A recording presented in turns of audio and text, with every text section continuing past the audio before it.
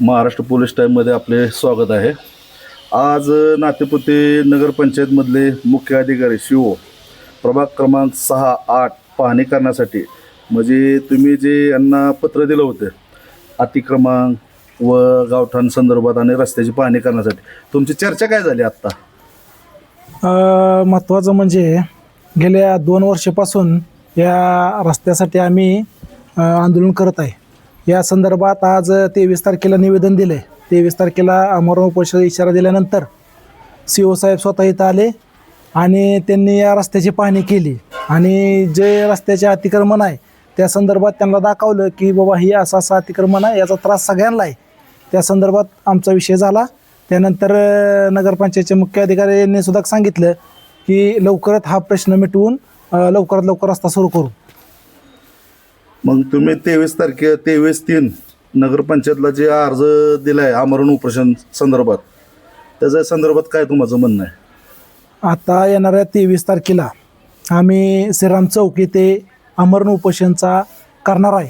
त्या संदर्भात नगरपंचायतला इशारा दिलेला आहे की 2 वर्षापासून गिरजापती नगरमधील श्रीराम चौक आणि राजमाता नगर येथील रस्ता बंद अवस्थेत आहे. तो रस्ता लवकरात लवकर चालू व्हावा आणि जेणेकरून जिथल्या लोकांना जो त्रास होतोय तो त्रास त्या ठिकाणी कमी करावा, एवढीच आमचं बोलणं झालेलं आहे. मग आत्तापर्यंत तुम्ही 1 ते 2 वर्ष झाले कागदपत्राच्या विषय चालू आहे, जिल्हा अधिकाऱ्यांपर्यंत विषय चालू आहे. मग शिवसाहेब फक्त कागदावरच आश्वासन देतात का स्वतः प्रयत्न करून आता निर्णय घ्यायचं ठरलं आहे का? आता विषय असा झाला आहे की गेल्या 2 वर्षापासून आम्ही कागदीपत्री लढा करत आहोत. कलेक्टर ऑफिसला सुद्धा आम्ही त्या ठिकाणी आंदोलनाचा इशारा दिला होता. त्यानंतर आम्हाला नगरपंचायतकडून 4 वेळा लेखी आश्वासन आलं होतं. मुख्य अधिकाऱ्यांनी तोंडीसुद्धा आम्हाला सांगितलं होतं की थोडासा मला वेळ द्या, त्या ठिकाणी आपण कठोर कारवाई करून तेथील रस्त्यावरील अतिक्रमण काढून त्या ठिकाणी रस्ता करण्यात येईल. परंतु आम्ही त्यांची भरपूर वाट बघितली, परंतु CO साहेबांवरती काही गोष्टीत दबाव असल्यामुळे त्यांची स्पष्ट भूमिका त्या ठिकाणी झालेली नाही. तरी या संदर्भात येणाऱ्या 23 तारखेला आम्ही श्रीराम चौक येथे आमरण उपोषणाचा इशारा दिलेला आहे.